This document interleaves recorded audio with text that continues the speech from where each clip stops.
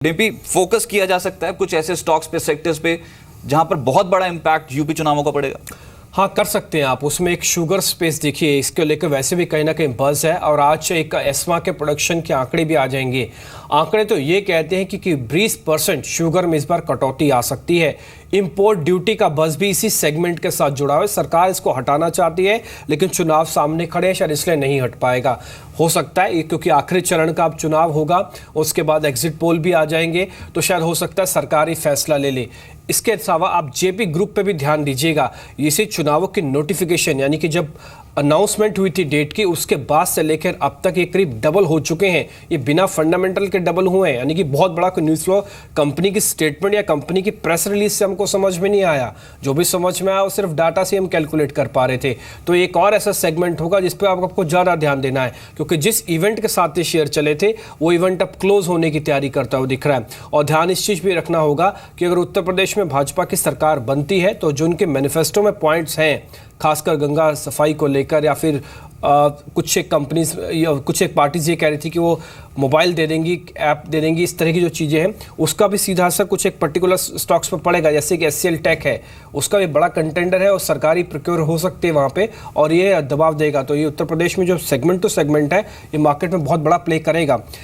विकास, मैं इन्हीं चीज़ को ध्यान में रखते हुए मैं सिर्फ 3 शेयर आपके सामने रख रहा हूँ। एक तो आपकी लिस्ट में पहले से ही है जेपी एसोसिएट्स, इस पे मेरे को क्या करना चाहिए। दूसरा, एक कोई भी शुगर की कंपनी जिस पे बस काफ़ी ज़्यादा है प्रोडक्शन का और इंपोर्ट ड्यूटी का, इस पे क्या करना चाहिए। और तीसरा, कोई भी आईटी कंपनी जो हार्डवेयर बिजनेस में भी हो, उस पे। इन तीनों पर आपकी राय क्या है?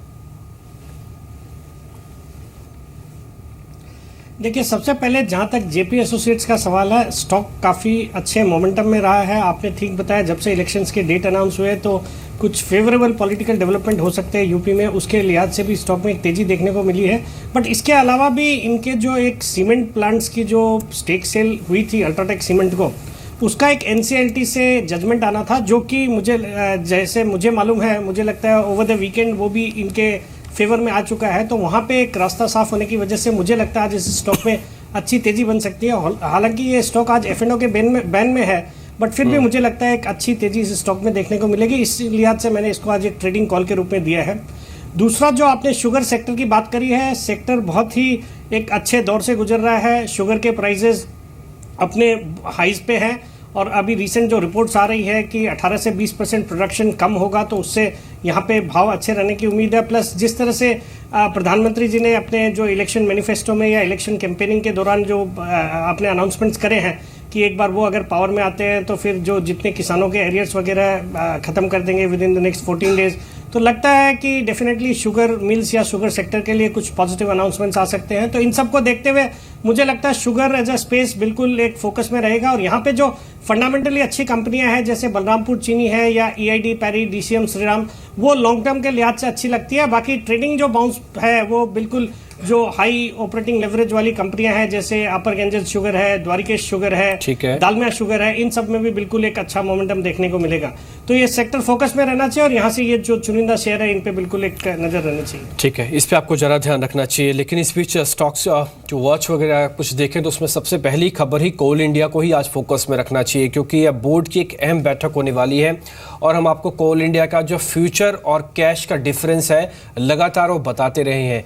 आज शायद वो फ्यूचर और कैश का जो डिफरेंस है वो काफ़ी हद तक मिनिमाइज होता दिख सकता है, क्योंकि फ्यूचर और कैश में आपको जो डिफरेंस दिख रहा है अभी भी करीब 17 रुपये का है। ये जो 17 रुपये का डिविडेंड है यही मार्केट के अंदर भी प्ले कर रहा है कि शायद हो सकता है 20 रुपये या फिर इसके ऊपर का डिविडेंड कोल इंडिया पे आ जाए। एक बार आशीष, इस पे आपकी रिकमेंडेशन क्या है? कोल इंडिया पे स्ट्रक्चर कितना ठीक लग रहा है? क्योंकि मार्केट में खबर ये है कि डिविडेंड की जब अनाउंसमेंट होगी उसके बाद थोड़ा फ्लक्चुएशन आपको दिखेगा कैश और फ्यूचर्स के प्राइजेस में, जो कि अब गैप है वो शायद गैप कम हो जाए।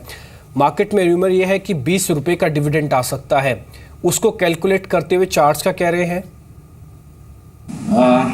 इसका अगर हम चार्ट देखते हैं डीबी जी, तो ये जो मूविंग एवरेजेस मैं फॉलो करता हूँ वो 3 मूविंग एवरेजेस फॉलो करता हूँ। उसका जो बेस मूविंग एवरेज है एग्जैक्टली वहां पे आके प्राइस रुका है और जिस तरह के चार्ट स्ट्रक्चर है हायर टॉप हायर बॉटम बनाते हुए ऊपर की तरफ जा रहा है, तो ये सब अभी एक्यूमुलेशन का टाइम होता हुआ चार्ट पे दिखाई दे रहा है। अगर पिछले कुछ ट्रेडिंग सेशंस देखते हैं तो ये स्टॉक करीबन 330 से लेके अभी 320 तक करेक्ट हुआ है, एक 10 रुपए का करेक्शन है, यहाँ से एक उछाल कैश प्राइस में दिखने की संभावना बहुत दिखाई दे रही है। यहाँ से अगर ये स्टॉक निकलता है तो ये स्टॉक 330 तक, 331 तक तो डेफिनेटली जाना ही जाना है इसको। इसके ऊपर अगर ये स्टॉक ट्रेड करना चालू करता है तो 342 का लक्ष्य चार्ट के ऊपर दिखाई दे रहा है।